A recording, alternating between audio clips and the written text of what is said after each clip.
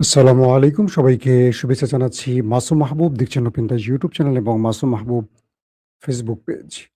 পৃথিবীর যেই প্রান্ত থেকে যারা দেখছেন সবার জন্য শুভকামনা, ভালোবাসা। আজকে পুরো ভিডিওতে আমি বাংলাদেশ প্রসঙ্গে কথা বলতে চাই। কারণ বাংলাদেশ নিয়ে কথা বলাটা এখন খুব জরুরি বলে মনে করছি।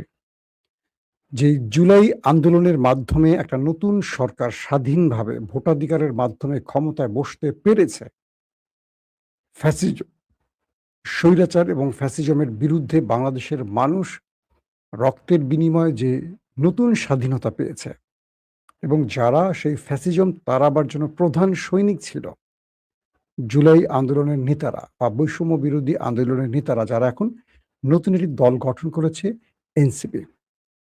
তারা জুলাই পদযাত্রা যখন করছে, জুলাই ঘটনার ২ বছর পর, ২৪শে জুলাই পর ২৬শে জুলাইতে এসে তারা যখন জুলাই পদযাত্রা করছে, তাদের উপর এই আন্দোলনের মাধ্যমে যারা ক্ষমতায় বসছে, যারা কখনো ক্ষমতায় বসতে পারার কথা ছিল না, তারা তাদের উপর হামলে পড়েছে। এর চেয়ে কষ্টের, এর চেয়ে লজ্জার আর কিছু হতে পারে না। দর্শক, আজকে আমি আপনাদের প্রচুর ভিডিও দেখাতে চাই। প্রথম আমরা হবিগঞ্জ থেকে একটা ভিডিও দেখাবো সার্জিস আলমের। কি বলছেন তিনি, আমরা এক নজর শুনে আসি। রড দিয়ে ওনার এই কনুই ভেঙে শেষ করে দেওয়া হয়েছে। আপনারা একটু কাছে নিয়ে আসেন। আপনারা যদি দেখেন যে এখানে ওনার হাতটার কি অবস্থা হয়েছে, এই জায়গায় মানে এটা ধরার মতো কোনো অবস্থা নাই। এখানে মাথায় এই যে রড দিয়ে প্রত্যেকটা জায়গায় বাড়ি মারছে।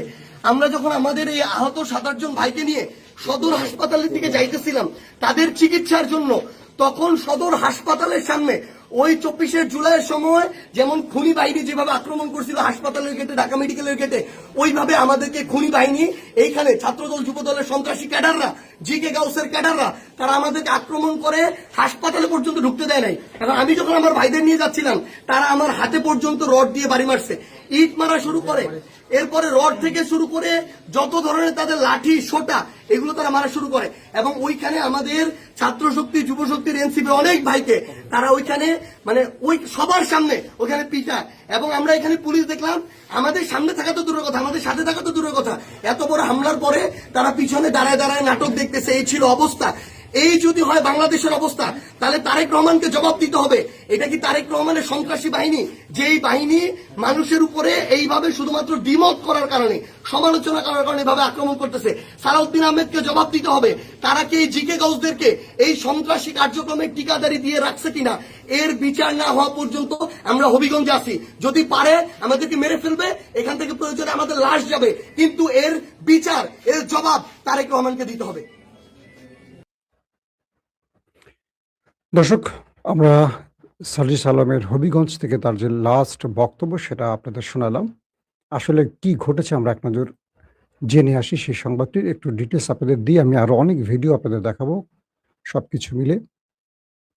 হবিগঞ্জ জাতীয় নাগরিক পার্টির জুলাই পদযাত্রা শেষে ছাত্রদলের নেতাকর্মীরা গাড়ি বহরে হামলা করেছে এমন অভিযোগ করেছে এনসিপির পক্ষ থেকে। অর্থাৎ এনসিপি যখন তারা জুলাই পদযাত্রা শেষ করে ফিরছিল, ছাত্রদলের নেতাকর্মীরা, যুবদলের নেতাকর্মীরা তাদের উপর হামলা করে। হামলায় এনসিপির উত্তরাঞ্চলের মুখ্য সংগঠক সার্জিস আলম সহ বেশ কয়েকজন গুরুতর আহত হয়েছেন বলে জানা গেছে। আজ সন্ধ্যায় শহরের থানা মোড় এলাকায় এ সংঘর্ষ হয়। এ সময় দুপক্ষের মধ্যে ধাওয়া পাল্টা দেওয়া ও ইট পাটকেল নিক্ষেপের ঘটনা ঘটে। এক পর্যায়ে এনসিপি নেতা নাসিরুদ্দিন পাটোয়ারি ও সার্জিস আলমকে সোনালী ব্যাংকে অবরুদ্ধ করে রাখা হয়। রাত ৮টার দিকে পুলিশ তাদের উদ্ধার করে সার্কিট হাউসে নিয়ে যায়।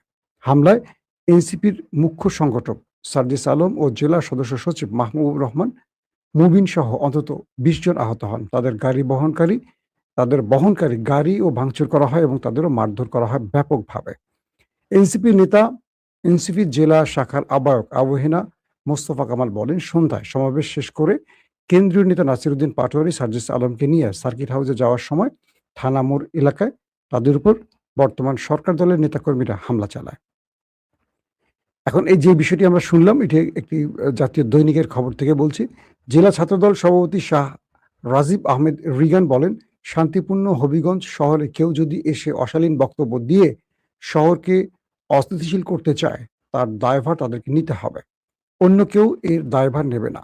তবে আজকে অপ্রীতিকর একটি ঘটনার খবর আমি শুনেছি। এর সঙ্গে ছাত্রদল নেতাকর্মীদের কোনো সম্পর্ক নেই।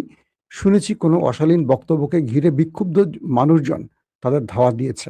এই ঘটনার সঙ্গে ছাত্রদল বিএনপির কেউ জড়িত না। এই যে আমরা তথ্যটি পেলাম, এনসিপি তাদের অভিযোগ দিয়েছে ছাত্রদল যুবদলের বিরুদ্ধে, আর ছাত্রদল বলছে এটার সাথে তারা যুক্ত না, কারণ বক্তব্যের সময় অশালীন বক্তব্য দেওয়া হয়েছে। ঠিক এই কথাগুলো হাসিনাও বলতো, আওয়ামী লীগও বলতো, যুবলীগ বলতো, ছাত্রলীগ বলতো। ক্ষমতায় বসলে কথাগুলো এরকম হয়ে যায়। তখন বিএনপিকে মারধর করা হতো। বিএনপির নেতারা যখন হাসিনার বিরুদ্ধে হাসিনাকে ফ্যাসিস্ট স্বৈরাচার বলতো, তখন ছাত্রলীগ, যুবলীগ, আওয়ামী লীগ বিএনপি নেতাদের মারত। এখন বিএনপি বিরোধী দলকে মারছে। ক্ষমতা স্থায়ী না, ক্ষমতা অস্থায়ী। আবার কখনো বিএনপি বিরোধী দলে থাকবে, বিএনপি মার খাবে। কিন্তু এটা কি চলবে? এভাবেই চলবে 2026-এ এসে, 54 বছরের বাংলাদেশে? এটা কি রাজনীতি হওয়া উচিত? তাহলে এতগুলো মানুষ প্রাণ দিল কেন হাসিনা বিরোধী আন্দোলনে? এত মানুষ পঙ্গু, অন্ধ হলো কেন? আসলে এর উত্তর মিলছে না। আসেন আমরা আরেকটা দৃশ্য দেখে আসি।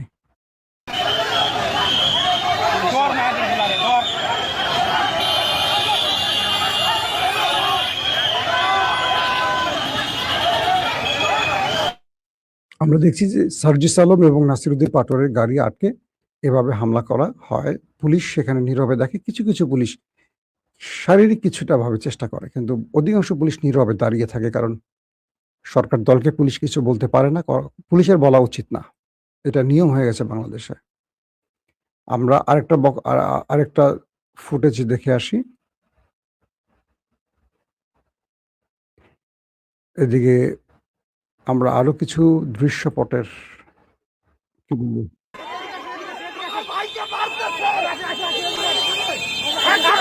কি করতেছে? এই প্রশাসন কিছু করতেছে না ভাই, ভাই আমাদেরকে মারতেছে ভাই, ভাই প্রশাসন দেখা দেখা দেখতেছে,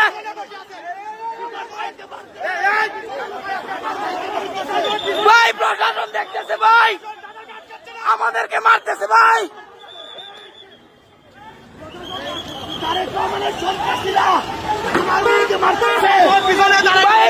বিএনপির সন্ত্রাসীরা আমাদের উপর আক্রমণ করছে,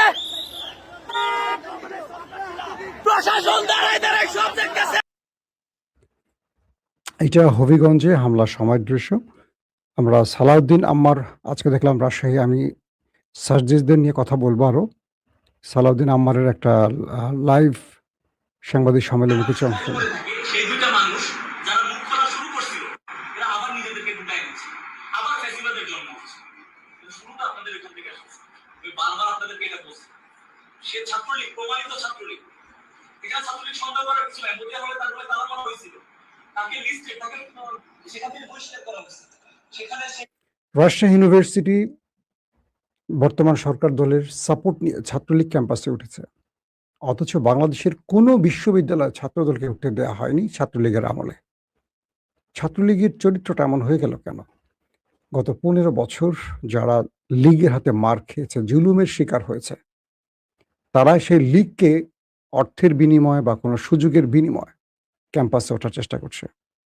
তবে রাজশাহীর ছাত্রনেতা, ডাকসু নেতা সালাউদ্দিন আম্মার তাদের সামনে বাধা হয়ে দাঁড়িয়েছে, এবং তার একটা বক্তব্য আমরা শুনে আসি। তিনি কি বলছেন? আমাদের ইনসাফ 2 বছর ধরে ছাত্রলীগের ব্যাপারে কোনো ডিসিশন না নিয়ে আজকে এই পরিস্থিতিতে তারা নিয়ে আসলো। এটা দায় আমি কাকে দিব? আমি আইনকে দিব, আমি প্রশাসনকে দিব।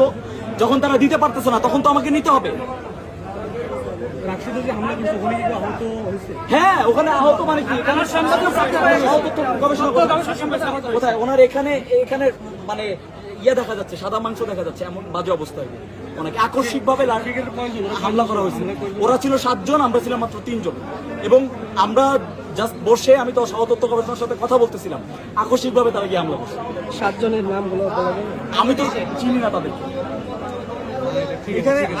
নাম সাবের করে দিয়েছে। দেখেন অবস্থা, এই এদের মানে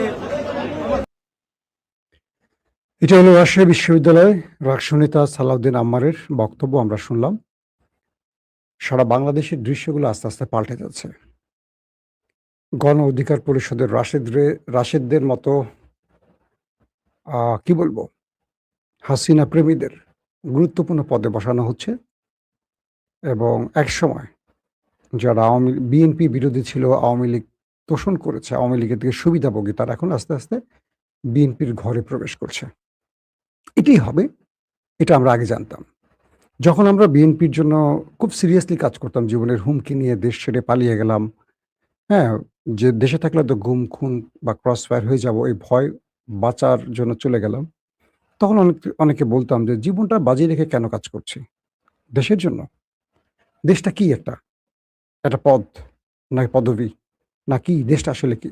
দেশটা কন্ট্রোল করে তো রাজনীতিবিদরা। এই রাজনীতি তো আসলে নষ্ট হয়ে গেছে, পচে গেছে, বিক্রি হয়ে গেছে। আসলেই তাই দেখলাম। বিএনপির বহু ত্যাগী নেতারা বাংলাদেশের বিভিন্ন জায়গায় আফসোস করছে যে ১৫-১৬ বছর মাঠে ঘরে ঘুমাতে পারেনি। মাঠে ঘাটে বিভিন্ন চাষাবাদ জমিতে পালিয়েছিলাম, ধান খেতে, পাট খেতে, গাছে, গাছে, অন্ধকারে। আমি নিজের চোখে অনেককে দেখেছি। তাদের কারো খোঁজ নেই। তারা কোথাও নেই। কিন্তু ওই সময় যারা সুবিধাভোগী, টাকার বিনিময়ে নেতাদের ম্যানেজ করে, তারা এখনো সুবিধাভোগী। লজ্জা। যে ছেলেগুলো বাংলাদেশকে স্বাধীন করলো, যখন বিএনপি জামাত নামক দুটো রাজনৈতিক দল পুরো ব্যর্থ হয়ে গেল হাসিনাকে সরাতে, তখন বৈষম্য বিরোধী নামের একটা আন্দোলন তৈরি হলো। এই ছেলেরা, ছাত্র জনতারা, পুরো বাংলাদেশের মানুষ তাদের ডাকে আসছে। বিএনপি জামাতের ডাকে কেউ কিন্তু আসে নাই বাংলাদেশের মানুষ। কোনো জনগণই আসতো না। কেন আসতো না জানেন? জানে যে এই রাজনীতিবিদরা হাসিনা চলে গেলে এরা ক্ষমতায় বসবে, এরা এই হাসিনার মতো এটা দেশ তৈরি করবে। এই যে এখন যা হচ্ছে, যুবদল, ছাত্রদল যা করছে, এটা বাংলাদেশের মানুষ জানতো। কেউ তাদের ডাকে আসতো না। এই জন্য বিএনপি পল্টনে বিভিন্ন জায়গায় মিছিল মিটিং করতো, জামাত ইসলাম বায়তুল মোকাররমের দক্ষিণে মিছিল করতো, কেউ আসতো না। কেন আসতো না? এরা সব ২ নম্বর। এদের ডাকে কেউ আসে লাভ কি? জীবন দিয়ে লাভ কি? দিন শেষে কিচ্ছু হবে না। কিন্তু সাধারণ শিক্ষার্থীদের ডাকে অজস্র মানুষ, শিশু, কিশোর, সব নারী, পুরুষ, বৃদ্ধ সব বেরিয়ে আসলো। বাংলাদেশ থেকে হাসিনা পালালো অনেক রক্তের বিনিময়ে, অনেক জীবনের বিনিময়ে। বসানো হলো বিশ্বাসঘাতক ডক্টর ইউনূসকে ক্ষমতায়। রন্ধে, রন্ধে তার আওয়ামী ফ্যাসিজমের লোকদেরকে উপদেষ্টা করা হলো। হয়ে গেল একটা নির্বাচন। সেই নির্বাচনের পর আমরা কি দেখলাম? বাংলাদেশের সবচেয়ে জনপ্রিয় ব্যক্তিটি ক্ষমতায় বসলেন। কিন্তু অদৃশ্যভাবে কেন যেন মনে হচ্ছে তিনি দেশের সবকিছু জানেন না বা তাকে জানতে দেয়া হচ্ছে না। তিনি অনেক ভালো, ভালো উদ্যোগ নিয়ে কাজ করছেন, কিন্তু পেছন থেকে বিএনপিটাকে ধ্বংস করতেছে এই ছাত্রদল, যুবদল, বিএনপির কিছু সুবিধাবাদীরা। সবাই না, যারা ত্যাগ স্বীকার করছে বিএনপির জন্য, তারা করছে না এটা। তারা এখনো বিএনপির এই কর্মকাণ্ডে কষ্ট পাচ্ছে যে এটা এমন কেন হচ্ছে? কেন বিএনপিকে আওয়ামী লীগ বানিয়ে ফেলছে? আওয়ামী লীগের পথে কেন হাঁটছে বিএনপি? কারণ এভাবে তো টিকে থাকা যায় না, এটা প্রমাণিত।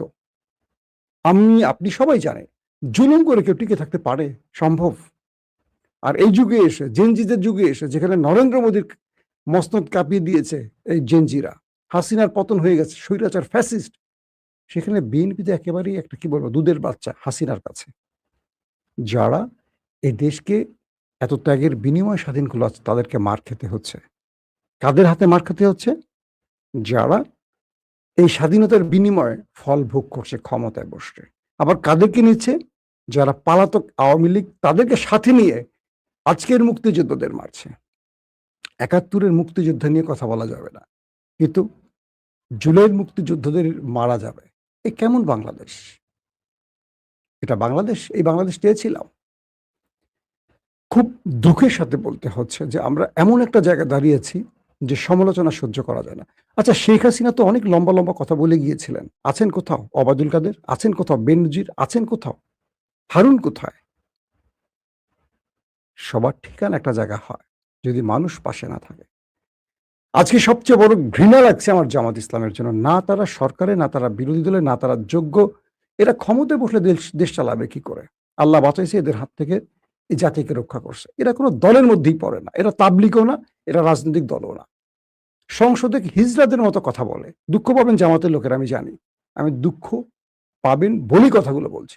সংসদে তারা সরকারের চামচামি করেই যাচ্ছে। সরকারের ভালো কি খারাপ কি তারা বুঝতে পারতেছে না। কেউ এসে ফ্রিজ চাচ্ছেন, কেউ এসে এটা বলছেন। কিসব লোকদেরকে পার্লামেন্টে বসাইছেন যাদের যোগ্যতাও নয় পার্লামেন্টে বসার। কার্টুন, একটা কার্টুনের দৃশ্য। বিএনপির তো রাজনীতিবিদ, পলিটিশিয়ানরা কিছু আছে, যারা ভালো আছেন, খারাপও আছে। জামাতের মধ্যে কারা আছেন? এক ডক্টর শফিক, এসে বা আবার যেই বক্তব্য দেন যেন তাবলিগ করতে আসেন। সারা দেশে কি হচ্ছে? তাদের এমপিরা কি করছে? ছোট বাচ্চা মেয়েকে নিয়ে ফুর্তি করতে গিয়ে ধরা পড়ছে। যশোরে কি করছে? এমপির মেয়ে গিয়ে মাদ্রাসার সামনে ভবনের মধ্যে ঢুকে। এগুলো কেন হচ্ছে?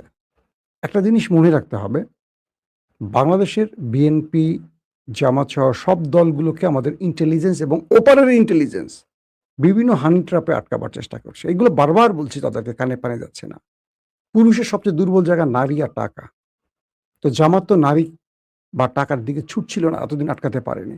অবশেষে জামাতের কিছু বিক্ষিপ্তভাবে ঘটনা ঘটিয়ে বা কিছু লোককে ট্র্যাপে ফেলতে পারে। সব মানুষ তো আসলে বলবো কি একদম সাচ্চা ইমানদার মুসলিম হতে পারে না। কিছু মানুষের মধ্যে শয়তানের ওয়াসওয়াসা কাজ করে। তবে জামাত ভালো সিদ্ধান্ত নিছে। ওই ব্যক্তিকে দ্রুত বহিষ্কার করে দিয়েছে। সোশ্যাল মিডিয়া এখন দেখছি হেফাজতের কি বলে চরমনের অনেক নেতার লিঙ্ক ভাইরাল হচ্ছে, বিএনপির কয়েকজনের লিঙ্ক ভাইরাল হয়েছে। আমি তখন বলছিলাম যে কারো ব্যক্তিগত চরিত্র নিয়ে টান দেবে না, তাহলে নিজের কাপড় খুলে নিয়ে যাবে। এখন সেটা শুরু হয়ে গেছে সোশ্যাল মিডিয়ায়। এখন দেখেন একজন আরেকজনের নেতাদের সোশ্যাল মিডিয়ায় লিঙ্ক ভাইরাল করা শুরু করছে। জামাতের একটা বিএনপির বেরোবে ২০০। এটা তো সবাই জানি আমরা। চরমনেরও বের হয়ে গেছে, আরো বের হবে। এরপরে আল্লাহ না জানে বলৎকারটা বের হয় কিনা। একজন আরেকজনের কাপড় খুলে খুব ফায়দা হয়েছে আমার ধারণা, যে ফায়দায় পুরো বাংলাদেশকে এখন মানুষ ল্যাংটা করে ফেলতেছে। এটা কোনো সুন্দর রাজনীতির পথ হতে পারে না। যে সার্জিস নাসিরুদ্দিনরা রক্তের বিনিময়ে হাসিনাকে সরিয়েছে, তাদের আবার রক্ত ঝরাতে হবে, এর চেয়ে কষ্টের কি হতে পারে? তাদের সাথে আদর্শিকভাবে আমার দ্বন্দ্ব থাকতে পারে, মানসিকতার দ্বন্দ্ব থাকতে পারে, রাজনৈতিক পথের মতের আমার সাথে পার্থক্য থাকতে পারে। তাই বলে গায়ে হাত দেব? এখন যদি জনাব তারেক রহমান বা আমাদের স্বরাষ্ট্রমন্ত্রী সালাউদ্দিন ভাই দ্রুত অপরাধীদের বিরুদ্ধে ব্যবস্থা নেন, যদি মনে করা হয় যে এরা ছাত্র দলের লোক, তাহলে এদের কিছু বলা হবে না। সেম আওয়ামী লীগের মতো ঘটনা ঘটবে তাদের জীবনে। লিখে রাখেন। একবার মানুষ রাস্তায় নামলে ঘরে ফিরতে চায় না। জুলাই বাংলাদেশে খুব বেশি দিন আগের ঘটনা না। মনে রাখবেন, বিএনপি এর চেয়ে বড় ধাবরানি খাবে যদি দ্রুত অপরাধীদেরকে ব্যবস্থা না নেয়। তারেক রহমান নিজে তার বিরুদ্ধে হওয়া ঘটনার, তার সাথে যা হয়েছে, তার শাস্তি করেন, বিচার চাচ্ছেন না, ক্ষমা করে দিতে চান। 1/11 তার পরিবারের সাথে কি হয়েছে? সেই তারেক রহমানের দল বিরোধী দলকে পেটাচ্ছে। এটা কতটা কষ্টের, লজ্জার, বুঝতে পারছেন? তারেক রহমান নিজে তার সাথে যারা জুলুম করেছে তাদের বিরুদ্ধে না, সে রাষ্ট্রে সবার ঐক্যমত নিয়ে সবাইকে নিয়ে রাষ্ট্র গঠন করতে চান, একটা ভঙ্গুর রাষ্ট্রকে তৈরি করতে চান। সেই তারেক রহমানের দলটাকে কিভাবে নষ্ট করতে চায়? একদিকে তিনি পরিশ্রম করছেন, লম্বা সময় স্টাডি করে একটা টিম নিয়ে একটা নতুন বাংলাদেশ তৈরি করতে চাচ্ছেন তারেক রহমান। আর সেই দলটার মধ্যে ওই বুর্জুরা, তার দলটার মধ্যে সেই সন্ত্রাসীরা, তার দলটার মধ্যে আওয়ামী আত্মার লোকগুলি বসে দলটাকে বিতর্কিত করছে। হবিগঞ্জের এই ঘটনায় কি লাভ হয়েছে বিএনপির বলতে পারবেন? বলেন আপনারা, কেউ একজন বলেন। রাশেদদের মতো লোকদেরকে বিএনপি তার গুরুত্বপূর্ণ জায়গায় ঢোকাচ্ছে। এরা তো কেউ বিএনপির না। দিন শেষে এরা বিএনপির জন্য কাল সাফ হবে, দুধ কলা দুটোই খাবে, ছোবলটা বিএনপিকে মারবে। বিএনপির জন্য সবচেয়ে ভালো একটা নসিহত করি, যেভাবে রাষ্ট্র চলছে এভাবে চলা যাবে না। এটা আওয়ামী লীগের স্টাইলে চলছে। বিরোধী দলকে স্পেস দেন, কারণ এই বিরোধী দল কিচ্ছু করতে পারবেন না। না এরা জীবনে সরকারে বসতে পারবে, না এরা যোগ্য বিরোধী দল হওয়ার যোগ্যতা রাখে। এরা তাবলিগও করতে পারবে না। এরা জামাতের এনভায়রনমেন্টের বাইরে কিছু চিনে না, মানুষের সাথে এদের সম্পৃক্ততা নেই। এবার তাদেরকে ভোট দিছে মানুষ শুধু বিএনপিকে ঠেকাবার জন্য। কারণ বিএনপির ইউনূসের আমলে যা যা বিএনপি নেতারা করছে, তার জন্য সবাই মনে করছে বিকল্প পথ হিসেবে জামাত ছাড়া আর কেউ না। যেহেতু আওয়ামী লীগ তো ফ্যাসিস্ট স্বৈরাচার, জাতীয় পার্টি চোর, তারাও আউট। আছে কি আর বাংলাদেশে? বিএনপি জামাতকে অনেক ভোট দিছে। তারপরও তো আমাদের ইস্টাবলিশমেন্ট, নির্বাচন কমিশন, আমরা মিলে জামাতের 30, 40, 50টা আসন বিএনপিকে দিয়ে দিছে। এটা বিএনপিও জানে, জামাতও জানে, এবং আপোষ হয়ে গেছে। তো সেই আপোষকামী বিরোধী দল দিয়ে বাংলাদেশ চলবে না। তারেক রহমানকে বিরোধী দল বাদ দিয়ে হোক, বাংলাদেশটাকে ধরে রাখার জন্য, গঠন করার জন্য একটা সুশাসন প্রতিষ্ঠা, আইনের শাসন প্রতিষ্ঠা, তাকে কিছু দেখাতে হবে।